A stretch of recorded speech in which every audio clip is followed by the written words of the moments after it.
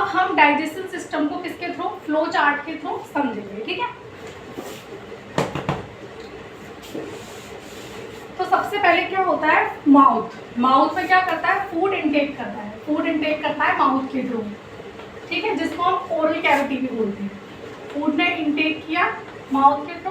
फिर इसके बाद टीथ। टीथ क्या काम करता है, टीथ करता है, क्या करता है, भोजन को च्युइंग और ग्राइंड करता है, यानी कि चबाने का और उसको ग्राइंड करने का काम क्या करता है, च्युइंग, वो टीथ करती है, च्युइंग एंड ग्राइंडिंग, ग्राइंड करता है।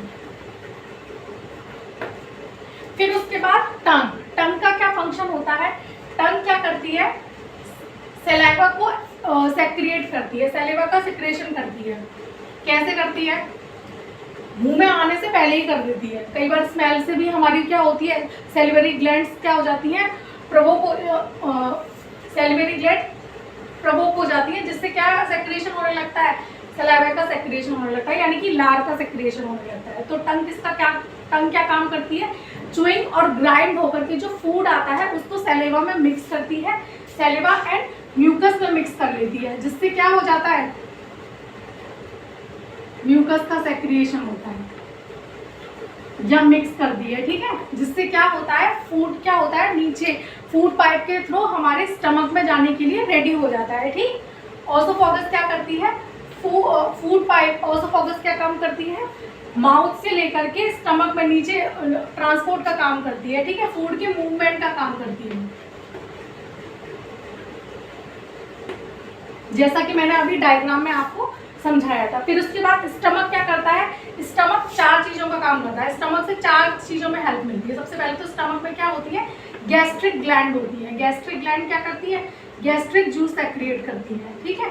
गैस्ट्रिक ग्लैंड किसका सेक्रिएशन करती है, गैस्ट्रिक जूस का सेक्रिएशन करती है, जो कि भोजन को पचाने में हमारी क्या करता है, मदद करता है, ठीक, फूड के एब्जॉर्प्शन में हमारी हेल्प करता है।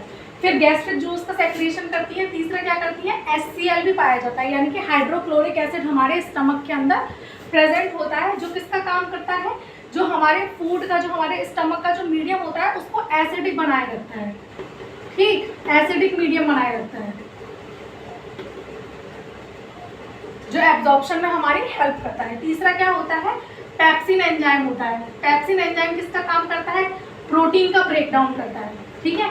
तो यहाँ से हमें एक चीज़ और पता चलती है कि प्रोटीन का जो पाचन होता है वो कहाँ शुरू हो जाता है, हमारे स्टमक में ऑलमोस्ट प्रोटीन का ब्रेकडाउन हो जाता है, क्योंकि स्टमक में क्या होता है, पेप्सिन एंजाइम सेक्रिएट होता है।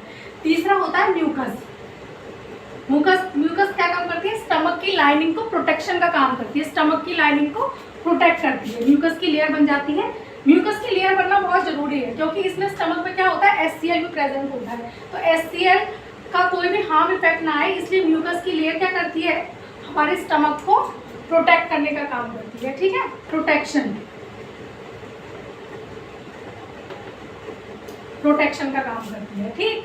फिर उसके बाद क्या आती है, आपकी स्मॉल इंटेस्टाइन आती है। स्मॉल इंटेस्टाइन में क्या होता है, स्मॉल इंटेस्टाइन किसका काम करती है, जैसा कि मैंने आपको अभी समझाया था, ये क्या करती है, आपका लिवर से बाइल जूस को कलेक्ट करती है और पैनक्रियास से पैनक्रियाटिक जूस को कलेक्ट करती है, और इन दोनों चीज़ों को रिसीव करके किसमें हेल्प करती है, हमारे ऑब्जर्प्शन में हेल्प करती है। फूड का ऑलमोस्ट ऑब्जर्प्शन स्मॉल इंटेस्टाइन ही करती है, किसके थ्रू, क्योंकि अब ये हुआ ना केमिकल प्रोसेस, ये सब क्या है, क्यों कहा जाता है कि हमारा जो डाइजेस्टिव सिस्टम होता है वो मैकेनिकल और केमिकल दोनों ही प्रोसेस के द्वारा होता है। मैकेनिकल प्रोसेस तो ये हो गया, ये पूरी मैकेनिकल तरीके से स्टेप बाय स्टेप जो होता है हमारा फूड डाइजेशन होता है, ठीक है। और केमिकल प्रोसेस क्यों हो गया, ये सारे क्या है, गैस्ट्रिक ग्लैंड से जो एंजाइम सेक्रिएट हो रहा है, हाइड्रोक्लोरिक एसिड यूज हो रहा है, सारे एंजाइम्स का यूज हो रहा है, इसीलिए डाइजेशन में डाइजेशन के लिए हम केमिकल प्रोसेस वर्ड का यूज करते हैं, ठीक।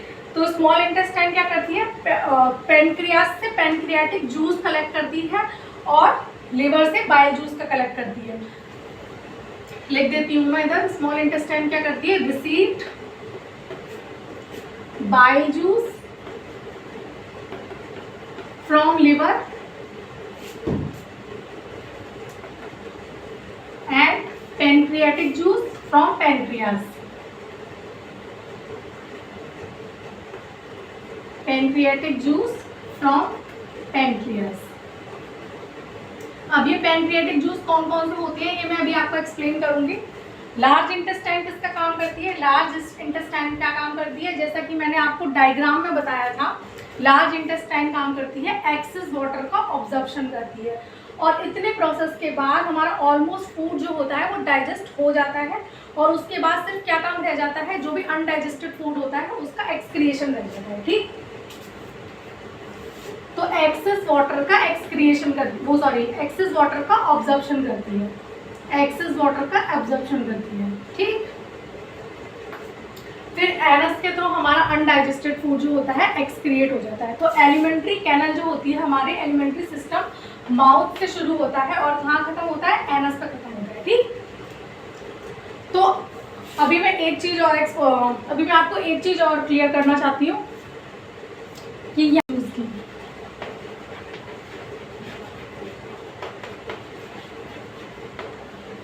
ठीक है। पैनक्रियाटिक जूस कौन कौन से हैं? 3 है पैनक्रियाटिक जूस। पहला है आपका ट्रिप्सिन, ठीक, दूसरा है आपका लाइपेज, और तीसरा है आपका इंटेस्टिनल। ठीक है,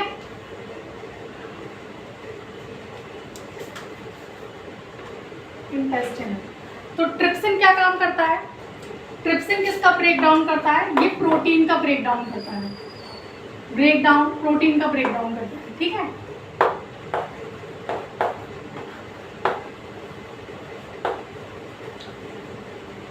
प्रोटीन को तोड़ने का काम कौन करता है? आपका ट्रिप्सिन एंजाइम करता है। फिर नेक्स्ट है आपका लाइपेज एंजाइम। लाइपेज एंजाइम क्या करता है? लाइपेज एंजाइम फैट का ब्रेक डाउन करता है, फैट के पार्टिकल्स को तोड़ता है। ठीक है, फूड में जो फैट का जो पार्टिकल्स होता है उसको लाइपेज एंजाइम ब्रेक डाउन करने का काम करता है, ब्रेक डाउन ऑफ फैट्स। ठीक, अब इंटेस्टिनल एंजाइम क्या करता है बताइए? इंटेस्टिनल एंजाइम कार्बोहाइड्रेट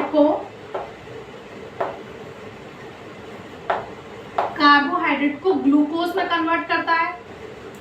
ठीक है, कार्बोहाइड्रेट को ग्लूकोज में कन्वर्ट करता है, फैट को फैटी एसिड और ग्लिसरॉल में कन्वर्ट करता है, और प्रोटीन को आपका एमिनो एसिड में कन्वर्ट करता है। तो ये काम किसका होता है? इंटेस्टिनल एंजाइम का होता है। बहुत इंपॉर्टेंट है। कार्बोहाइड्रेट को ग्लूकोज में, फैट को फैटी एसिड या ग्लिसरॉल में, फैटी एसिड एंड ग्लिसरॉल में कन्वर्ट करने का काम करता है, और लास्ट क्या बोला था मैंने? प्रोटीन को अमीनो एसिड में कन्वर्ट करता है।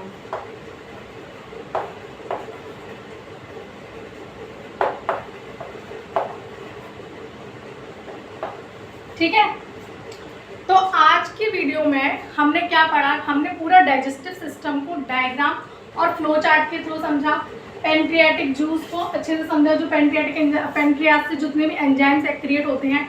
ठीक, ऐसे ही और वीडियोस देखने के लिए आपको चैनल को सब्सक्राइब करना होगा, लाइक करना होगा और शेयर करना होगा।